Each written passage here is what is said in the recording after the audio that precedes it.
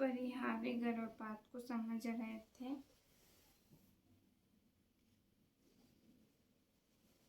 अपरिहार्य गर्भपात को समझ रहे तो इस प्रकार के जो गर्भपात में होता है, एक फीमेल लेडी मेल के साथ संबंध जब बना लेती है तब उसकी प्रेगनेंसी कुछ हफ्तों बाद या कुछ वीक बाद उसकी स्टार्ट हो जाती है, प्रेगनेंसी स्टार्ट हो जाती है।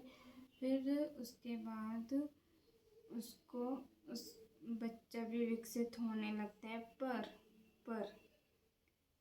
पर अचानक ही स्त्री को भारी रक्तस्राव होने लगता है। मतलब कि स्त्री को पेट में बहुत दर्द होता है, फिर उसके बाद उसको बहुत ब्लीडिंग होती है, बहुत ज़्यादा ब्लड बहता है उसको।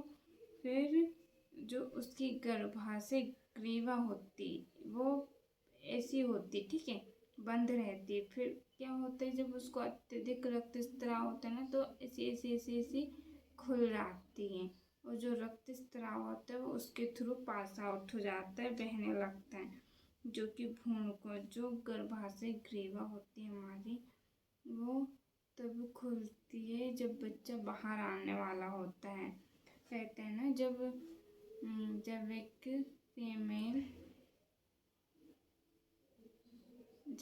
फीमेल 9 मंथ की उसकी डिलीवरी जब होती है हॉस्पिटल में, तो क्या होता है, हमारी जो गर्भाशय ग्रीवा होती है पहले वो खुलती है, जिसे हम बच्चेदानी का मुंह खुलना कहते हैं। जब गर्भाशय ग्रीवा खुलती है उसी के थ्रू बेबी बाहर पास आउट होता है, फिर बेबी का हेड दिखता है ताकि हम उसको ले पाए। वैसे ही जब हमारा अपरिहार्य गर्भपात होता है जिसमें महिला को बहुत तेज पेट में दर्द होना स्टार्ट हो जाता है और उसको बहुत ज़्यादा ब्लीडिंग होनी स्टार्ट हो जाती है। जब ब्लीडिंग होती है उसको, तो हमारी जो गर्भावस्था की जो गर्भाशय की जो ग्रीवा होती है वो खुल जाती है, ताकि जो बेबी अंदर बना हुआ है वो वहाँ उस गर्भाशय ग्रीवा के थ्रू पास आउट हो सके, ठीक है, और भ्रूण बाहर निकल जाते हैं। जब गर्भाशय ग्रीवा खुल जाती है तो जो भ्रूण होता है वो बाहर निकल जाता है।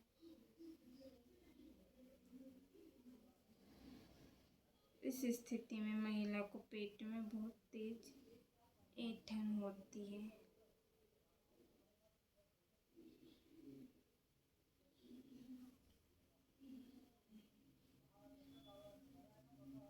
जिसमें गर्भावस्था को जारी रखना संभव नहीं होता। तो आप लोगों को समझ आया कि अपरिहार्य गर्भपात क्या होता है। अगर नहीं समझ आया हो तो मैं शॉर्ट फॉर्म में समझाती हूँ। जब एक महिला के पेट में बच्चा होता है तो उसको कुछ दिनों बाद या कुछ हफ्तों बाद बहुत ज़्यादा तेज दर्द होने लगता है, जिसकी वजह से उसको अत्यधिक रक्तस्राव होने लगता है, बहुत ज़्यादा ब्लीडिंग होने लगती है। जब ब्लीडिंग होती है तो उसकी जो गर्भाशय की जो ग्रीवा हो जाती है वो पूर्ण रूप से खुल जाती है, ताकि जो बेबी बना हुआ है अंदर वो इजी पास आउट हो सके, बाहर निकल सके, जो भ्रूण होता है वो बाहर निकल सके। इस स्थिति में जो महिला के पेट में बहुत ज़्यादा ऐंठन दर्द होता है, बहुत ज़्यादा तेज दर्द होता है, जिससे गर्भावस्था को जारी रखना संभव नहीं होता और बच्चा को पास आउट करके बाहर निकाल दिया जाता है, जिसे हम मिसकैरेज कहते हैं। लीन गर्भपात क्या होता है अब हम ये जानेंगे इस वीडियो में।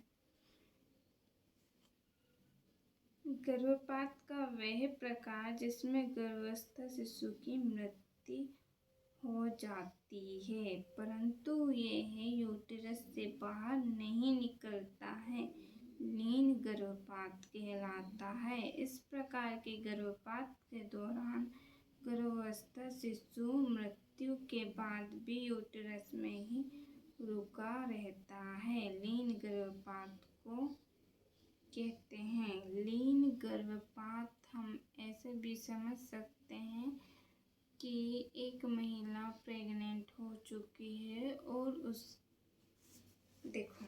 एक महिला प्रेग्नेंट हुई थी, अब उस पर भ्रूण भी विकसित हो गए, ठीक। अब उसको बच्चा भी विकसित हो चुका है थोड़ा थोड़ा।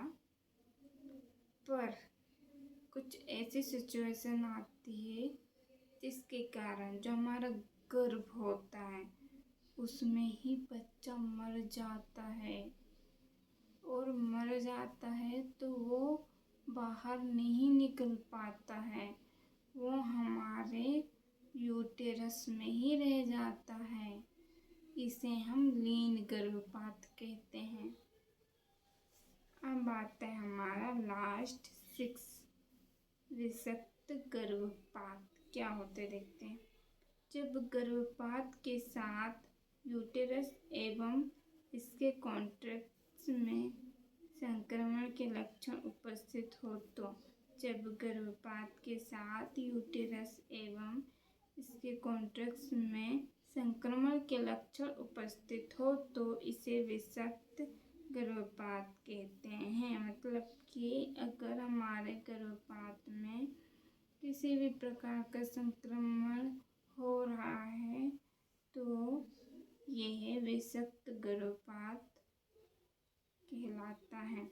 एक गंभीर स्थिति है जो सामान्यतः अपूर्ण गर्भपात से संबंधित होती है। ये प्रायः उन स्थितियों में देखा जाता है जब गर्भपात अनुचित तौर पर कराया जाता है। संक्रमण यूटेरस से शरीर के अन्य अंगों तक फैल सकता है तथा महिला में सेप्टिसीमिया हो सकता है। मतलब कि विषक्त गर्भपात वो होता है जब हमारे गर्भपात में किसी भी प्रकार का संक्रमण फैल चुका होता है, और ये संक्रमण इतना फैल चुका होता है कि हमारी पूरी बॉडी में भी यही फैल जाता है धीरे धीरे करके।